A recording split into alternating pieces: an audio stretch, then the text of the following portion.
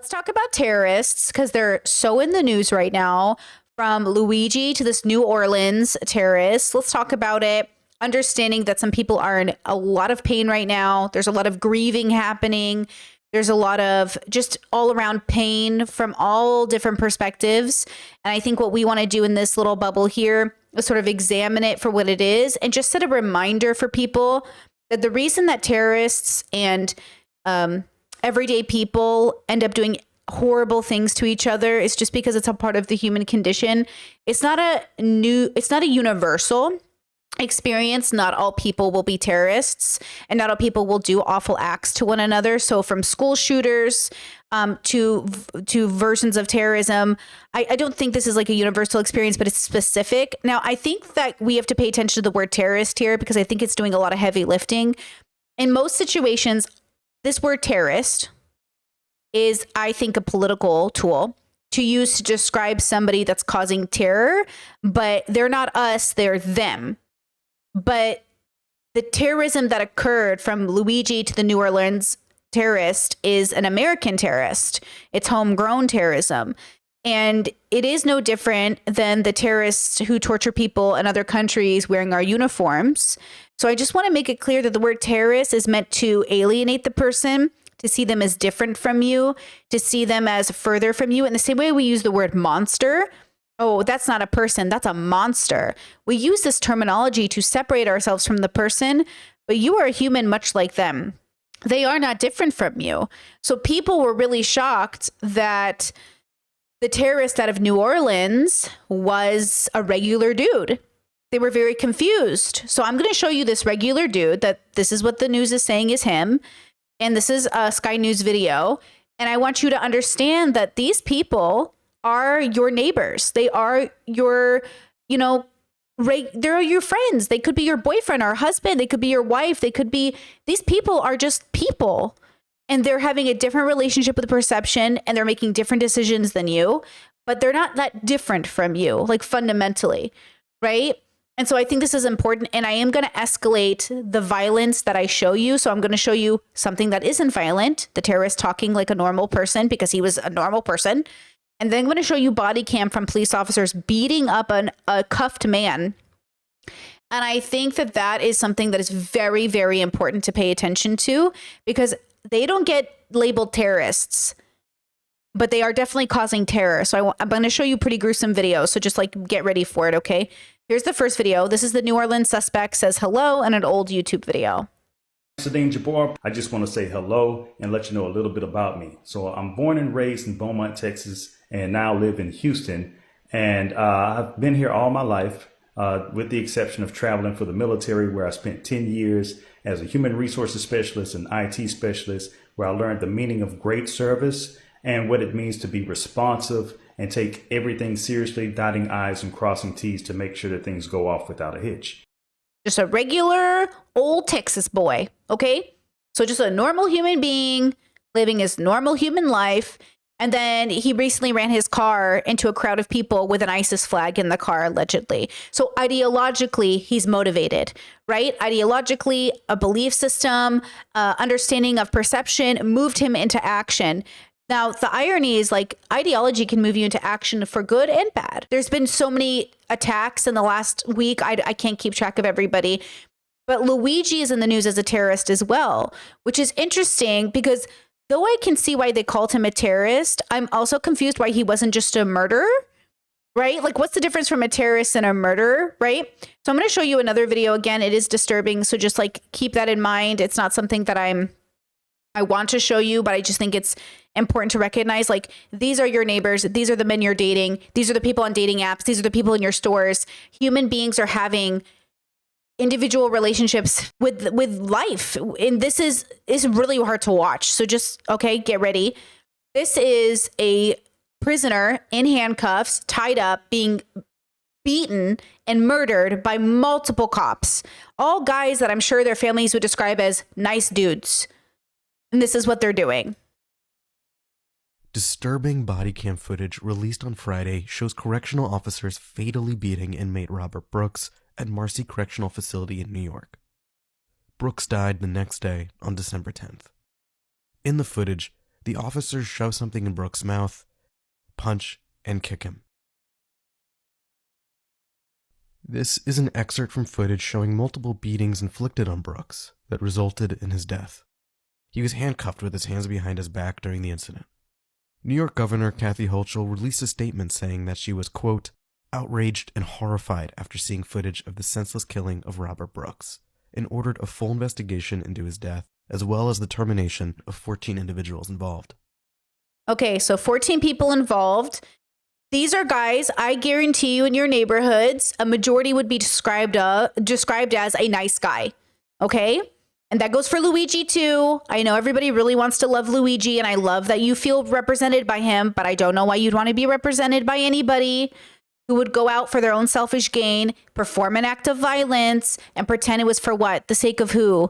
Same thing with people, I'm so sorry, in the military who convince themselves they're doing it for America. You need to go to therapy.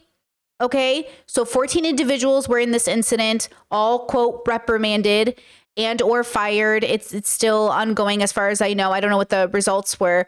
But the point I'm trying to make here is like, this is a person who would have been described as like a nice person in your neighborhood. Maybe you're dating him.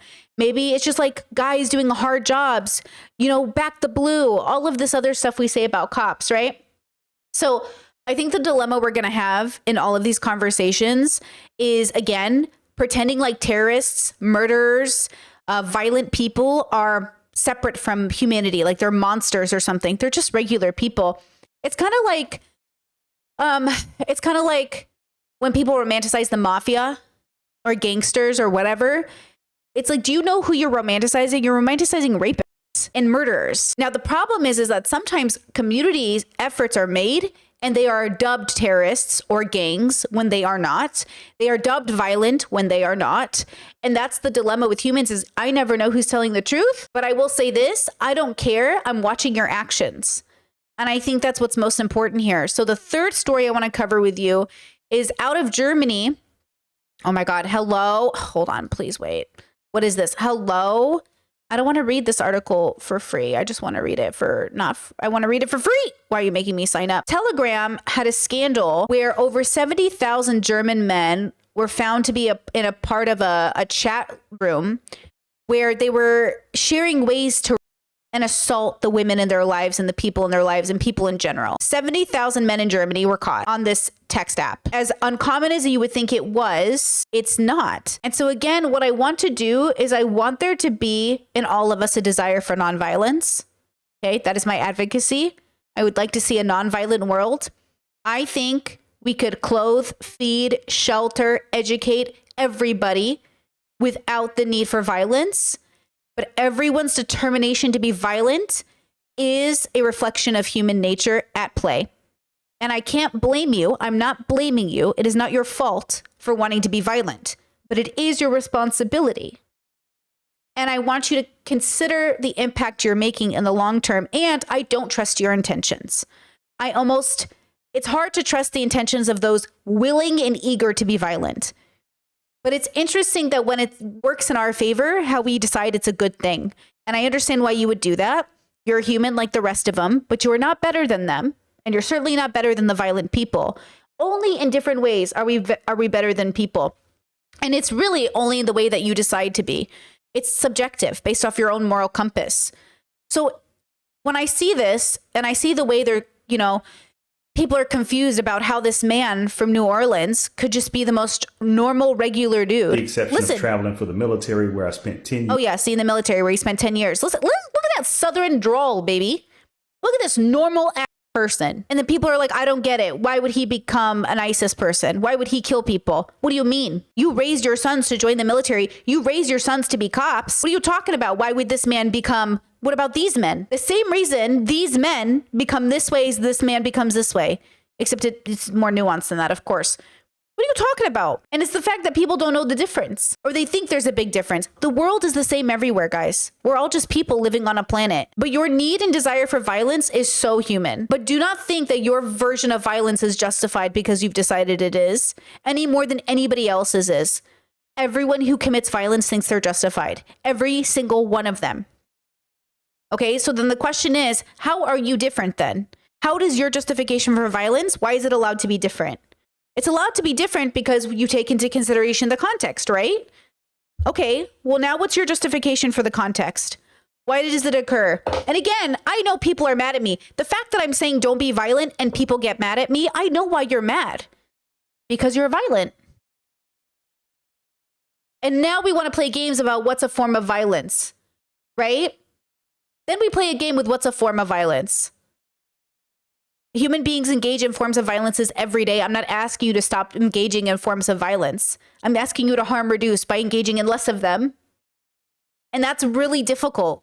And also, I'm not really asking you to do anything. You can do what you want. But we all engage in forms of violence, all of us. It is a part of our nature.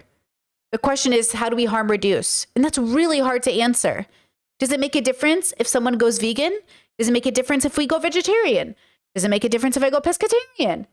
Does it make a difference? Does it make a difference? Does it make a difference? Does it make a difference if we don't have abortions? Does it make a difference if we do have abortions? When we're having all of these conversations, we are supposed to have a hard time answering them. They are supposed to be difficult questions. It's why we've been contemplating them for thousands of years, because we don't know. We don't know what a good human does. It is a literal mystery.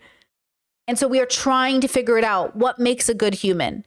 What is the good thing to do? And honestly, I think I'm the strongest when I do situational context. So for Brittany, I found that my greatest extrospection is done when I handle one-on-one contexts.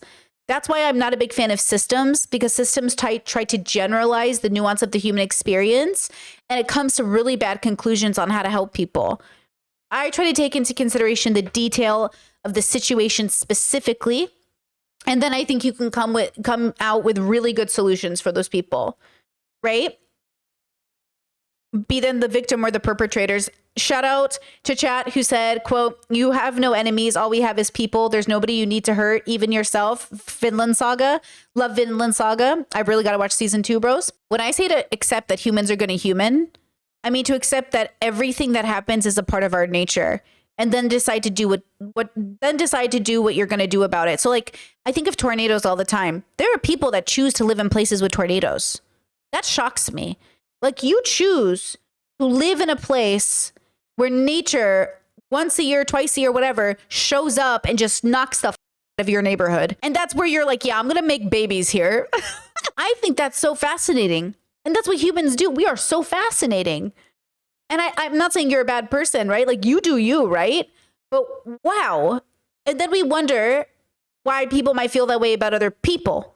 Like, some people feel very claustrophobic in the city because it's like you're choosing to put yourself in a bubble full of other people who are just going to come in contact with you constantly. And that's why some people live in the country. So they don't have to have that constant socialization or contact or possible violent situation. You know, we all make decisions. None of you are bad people, but some of y'all are doing bad things. Okay? And maybe we all do bad on a spectrum. But I don't think you could ever justify killing someone in the name of your belief system and not call yourself a violent person. Is there spectrums to violence? Yes. But I just don't understand it. I don't understand I do understand it, girl. Come on. You in a bubble. This is your perception. You can't think outside of it. I get it.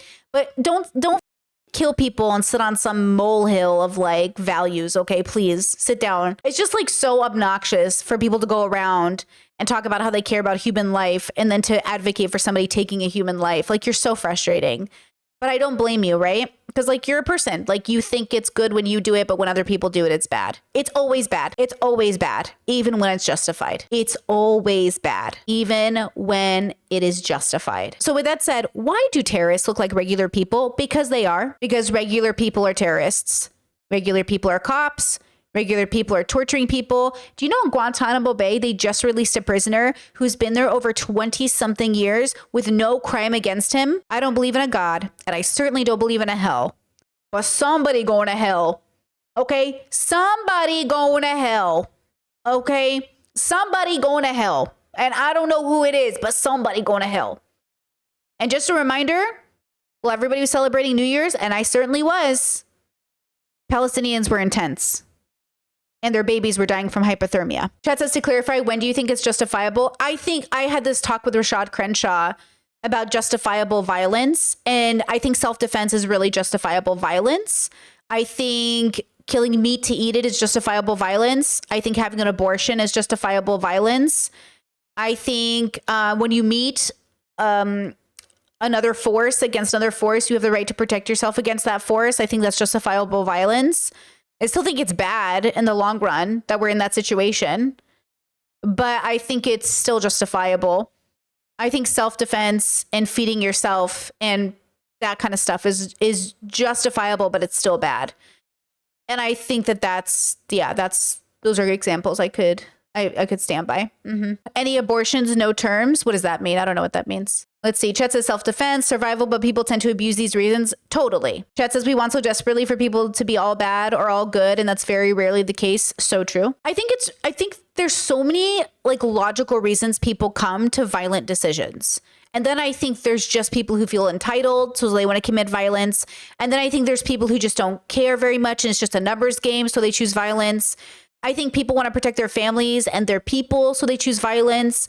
I think, self-defense is one of the greatest, most justifiable forms of violence because, what else are you supposed to do in that situation? Let someone kill you? You have the right to do something about that. Like, I see getting an abortion as a form of self-defense, but it's violence, right? It's like a murder. You're like killing a baby, but you're killing a baby in process, which I think, again, I think plants have life and trees are alive and dirt, I think life is life, no matter how you terminate it, right? Jess says, you are pro-abortion no matter what, asking for someone who is pro-abortion for incest and rape. I am pro-abortion no matter what. I'm pro-abortion. Ideally, you would stop termination at about 20 weeks, 20 to 25 weeks, maybe even 20 weeks at this point. But I think that termination before 20 weeks, absolutely any reason, don't give a form of justifiable violence. And then I think that after that, it's a little bit more complicated, but still justifiable for the sake of the person giving birth. So I'm pro-choice, period. Medical people have the right to seek out medical care when needed. And I value the life of the adult more than I do the fetus. I just think that fetus doesn't exist in the same capacity as somebody who already does in the capacity that they do. Okay, with that said, any thoughts, questions, things you want to share on this topic? I can't be super in these bubbles emotionally, to be honest with you. I am doing pretty good at observing them from like a different perspective, mostly because like I won't lie. I think I'm on the fully accept people are going to people train. So anything bad that happens is just a part of the expectation. So then you have to be okay with life and then keep going type thing. I also am trying to be really grateful for my position. I'm so privileged that I'm trying to also be aware of that privilege. And it's hard to, in my private home, I'll cry and I'll feel sad, but I think it's also irresponsible of me to pretend like I'm suffering the way Palestinians are, or these people are, or these people in New Orleans who got run over. Like, that's not my family. That's not my business. Like, I don't have that pain out in public. I have it maybe in private. Like, I'm like, oh, that's so sad. But I think it's kind of silly for me to try to get up in here, like Toto said on JJK, trying to get over here and be like, oh, I'm as in much pain as they are. Like, I'm not. I'm in a very privileged position, and I better do everything possible with that privileged position the way that they would if they were in my spot, and the way that I should, given that I am in my spot. No matter how many videos I watch, no matter how much I cry, I'm still the one living in a nice apartment, having a cushy job. I'm still the person who can pay my bills and eat my food. And so at the end of the day, like, be sad for the world. But if you're so sad for the world being unprivileged and in bad situations, do something about your life then. I think that's what frustrates me when people in privileged positions, meaning if you're in America, you're more privileged than most of the world, given you live in the superpower, right? Like, you don't do anything with it. Do something with it. Do something with it. So your life matters to you at least, right?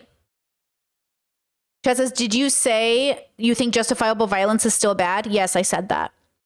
I still think it's bad. I think it's going more towards your evil than your joy in a philosophical sense. Actually, Chat says the fact that people are so surprised at how the world is what surprises me. Sometimes does annoy me. Do you know what it is? I think it's harder to accept the world as it is when you don't know your place in it, which I think is really fair. Maybe I should make that a podcast. It's really hard to accept that the world is the way it is if you don't know where your place is. Once I figured out my place, it was so much easier to accept the world for what it was. The weight of the world was crushing me every day, bro. I felt suffocated by its violence. And then I realized, like, okay, wait a second. Now that I know my place in the universe, it feels like, okay, now I can handle it. I can like process it. It doesn't mean I don't cry. It doesn't mean I'm not in pain. It doesn't mean I sit there and go, oh my gosh, why are you doing this? It doesn't mean I'm not frustrated with people. It just means it doesn't destroy my life. And it doesn't mean I'm going to stop myself from having a life. I saw a TikTok of those in Lebanon where one part of the country was being bombed and the other part of the country was eating pinkberry. I think it was pinkberry. And that's life right there. One part of the United States is getting hit by a terrorist, and the other part of the United States is at the beach having fun. And that's all of life. You in some ways can't let yourself stop living a good life because other people are suffering. But you in some ways can remember the suffering while you're having a good life. And I think that's really important. You know? I think that's what's important is that balance. Because it is, no matter what you're doing, no matter where you are in the world, there's always suffering. And maybe it's your own life. Maybe the fact that you have cancer isn't that big of a deal to those in Palestine having cancer and in Palestine, right? Like, who are you to cry over cancer when you can cry over cancer. You can cry over your life. You're allowed to complain about your life or vent, but you got to do something about it, especially when you're in a privileged position. It doesn't take away from it being hard. It's always hard. Life is always hard. It's harder for different people at different times. Some people are being hit harder than other people. But like your time might come as well. Don't get it twisted. You might also be in a position of living out of tents and scavenging for food and having your child die of hypothermia. You might also have that be your life. We just don't know. We have no idea where everything's going to end up. So you have to be grateful, you know? I think practicing gratitude is really important. And then doing the best you can with what you have, even if it's not that much. It's something. With that said, I believe that this will just be another blip in time, another gun shooting, another terrorist attack, another form of violence that we'll move on from, as all of humanity has always done forever. But take it into consideration for your own personal philosophy, your own personal life. How does this impact you? What lesson have we learned? And how do we move forward with gratitude, especially in 2025? Like, how do we move forward doing right by our 6-foot radius, neighbors, family, friends, and especially yourself? Do not give up on yourself because you think the world has given up on itself. Stuck in my head, in real life while in bed, my belly's being fed and I'm okay. I'm just fine, yet all I do is whine, not to you in my mind, cause I know I don't make sense. I've been nothing but blessed, so why's my life a mess? Please tell me, cause I'm sick of thinking. Yeah, I'm sick of reaching out for the truth and living life as a fool. Then